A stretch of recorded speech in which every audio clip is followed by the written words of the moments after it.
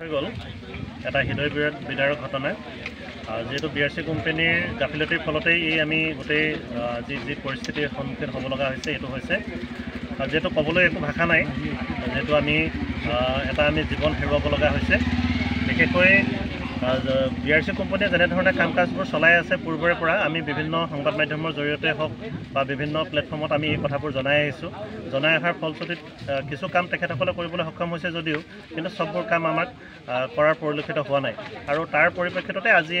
এই আমি পৰিৱেশৰ সূচনা হ'ব লগা হৈছে আমি সন্মুখীন হ'ব লগা হৈছে ইয়াৰ কাৰণে সম্পূৰ্ণ জগৰীয়া বিআৰচি কোম্পানী আৰু বিভাগীয় কৰ্তৃপক্ষক আমি এই সম্পৰ্কে আমি বিভিন্ন সময়ত বিভিন্ন ভাগে আমি জনাই আহিছোঁ বিভাগীয় কৰ্তৃপক্ষই কিন্তু আমাক সেই সমাধানবোৰ দিয়া নাই ইয়াতে বিভিন্ন ধৰণৰ আপোনাৰ ৰুলিং কেনেধৰণে কৰিব লাগে সেইখিনি হোৱা নাই ড্ৰেইনবিলাকত আপোনাৰ বিসংগতি হৈ আছে আমি বিভিন্ন প্ৰকাৰে আমি জনাইছোঁ যদিও কিন্তু এইবোৰ হৈ উঠা নাই এটা কথা আপোনাক সুধিবলৈ বিচাৰিছোঁ ৰাস্তাটো বনাই থাকোঁতে ঠাইতে মাটি কাটিছে এই ক্ষেত্ৰত আমি দেখিছোঁ এই সংকটটো আমি বিভাগীয় কৰ্তৃপক্ষক আমি হেৰি কৰিছোঁ জনাইছোঁ তাৰপিছতে তেখেতসকলে সেই কামবোৰ বন্ধ কৰিছে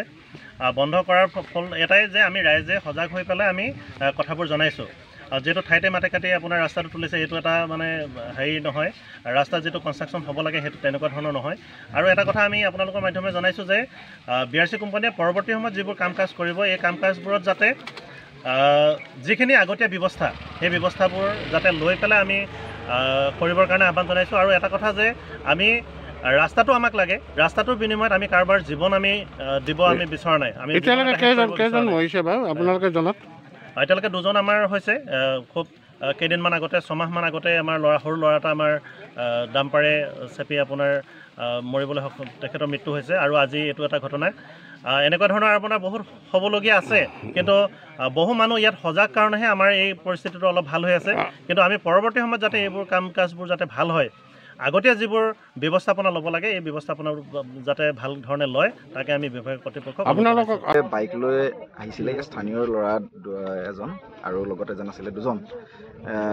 তেওঁ এজনটো ইয়াতে স্পটত ঢুকাই গৈছে ঢুকাই যোৱাৰ কাৰণটো হৈ গ'ল ইয়াতে এই কালভাৰটো বনাই আছিলে বিআৰচি কোম্পানীৰ পৰা ৰাস্তাটোৱে বনাই আছে বিআৰচি কোম্পানী কালভাৰটো কোম্পানী আণ্ডাৰ কিন্তু এই ৰাস্তাটো যেতিয়া বনাই আছে কালভাৰবিলাক য'ত কাম চলি আছে তাত যেতিয়া এটা উপপথ দিয়া হৈছে উপপথবিলাকৰ কোনো ডাইভাৰশ্যন কোনো signal man at work signal এইবিলাক নাই আৰু ইমান ধুনীয়াকৈ ৰাস্তাটো মানে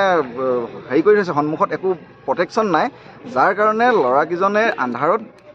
মানে হয়তো তেওঁলোকে গম নাপালে যে আগত কোনো অচিনাক্ত বা স্থানীয় কোনোৱেও এইটো মানে আহি পিনি ৰাতি হঠাতে গম পাব নোৱাৰি আৰু তেওঁলোকে হঠাতে কামটো কৰি আৰম্ভ কৰি দিয়ে কোনো ৰাস্তাৰ প্ৰটেকশ্যন নাই ৰাস্তা বন্ধ কৰি নলয় চাবৱে যোৱাৰ কোনো ছিগনেল নাই এনেকৈ কামবিলাক কৰি আছে সেইটো কাৰণে কালি এক্সিডেণ্টটো হৈছে গতিকে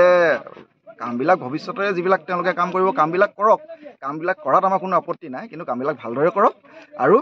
প্ৰটেকশ্যন দি কাম কৰক আৰু এতিয়া যিজন ল'ৰা ঢুকালে স্থানীয় ল'ৰা খুব সৰু ল'ৰা গতিকে তাৰো ভৰণ পোষণৰ ব্যৱস্থা কৰক কাৰণ ঘৰখনত আৰু কোনোৱেই নাই মাক দেউতাক আছে পৰিয়ালটোৱে সম্পূৰ্ণৰূপে শেষ হৈ গৈছে তাৰমানে আপোনালোকে ক'ব বিচাৰে কোম্পানীটো ময়মতালি হিচাপে কাম চলাই কোম্পানী সম্পূৰ্ণ নিজৰ ময়মতালি কোনো গাইডলাইন ফ'ল' কৰাই নাই তেওঁলোকে ইয়াত মানে সময়ত ইয়াতে কাম চলি থাকোঁতে যি পানী দিব লাগে সেইটোতো দূৰৰে কথা